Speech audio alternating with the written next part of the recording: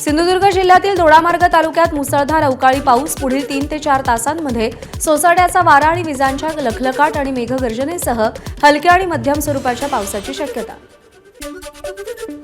रत्नागिरीच्या संगमेश्वर तालुक्यात मुसळधार पाऊस अवकाळी पावसामुळे जनजीवन विस्कळीत तर पावसामुळे आंबा काजू पीक धोक्यात.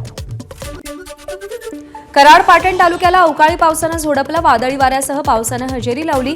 व्यापाऱ्यांसह नागरिकांची तारांबळ उडाली. रत्नागिरी शहरावर देखील पाणी टंचाईची टांगती तलवार. शहराला पाणीपुरवठा करणाऱ्या शिळ धरणातील पाणी पातळीत घट. पाणी जपून वापरण्याचं नगर परिषदेचं आवाहन. हळद शिजवणाऱ्या कुकरचा स्फोट झाल्यानं 4 शेतकरी जखमी. हदगाव तालुक्यातील आष्टी गावच्या शिवारातली घटना. हा स्फोट इतका भीषण होता की हळद शिजवणाऱ्या कुकरचे भाग तब्बल 600 फुटापर्यंत उडाले. नांदेडच्या माहूर तालुक्यात पाण्याच्या शोधात नीलगाईचे कळप मानवी वस्तीच्या दिशेनं.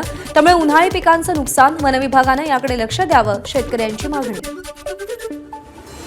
रानटी हत्तींच्या कळपाकडून गडचिरोलीमध्ये सूरडोंगरी, आकापूर, किटाळीमध्ये उन्हाळी धान आणि मक्याच्या पिकाची नासाडी. वनविभागाच्या अधिकाऱ्यांनी पंचनामे करून तातडीनं नुकसान भरपाई देण्याचे निर्देश दिले. अमरावतीच्या दर्यापूर ते अकोला मार्गावरील सोमानी जिनिंग जवळ कापसानं भरलेल्या ट्रकला भीषण आग. आगीचं कारण अजूनही अस्पष्ट. आगीत शेतकऱ्याचा हजारो रुपयांचा कापूस जळून खाक. सोलापुरातील नई जिंदगी परिसरातल्या प्लास्टिक कारखान्याला भीषण आग. जवळपास 4 तासानंतर आगीवर नियंत्रण. ही आग नेमकी कशामुळे लागली ते मात्र अस्पष्ट. वाशिमच्या मोरगव्हाण गावाजवळ स्कॉर्पिओ आणि जेसीबीचा अपघात. अपघातामध्ये 1 जण ठार तर 2 जण गंभीर जखमी.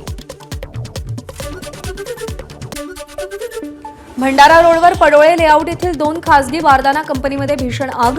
बारदानासाठीचा साठवलेला कच्चा माल जळून खाक. व्यापाऱ्यांचं मोठं आर्थिक नुकसान. एबीपी माझा, उघडा डोळे बघा नीट.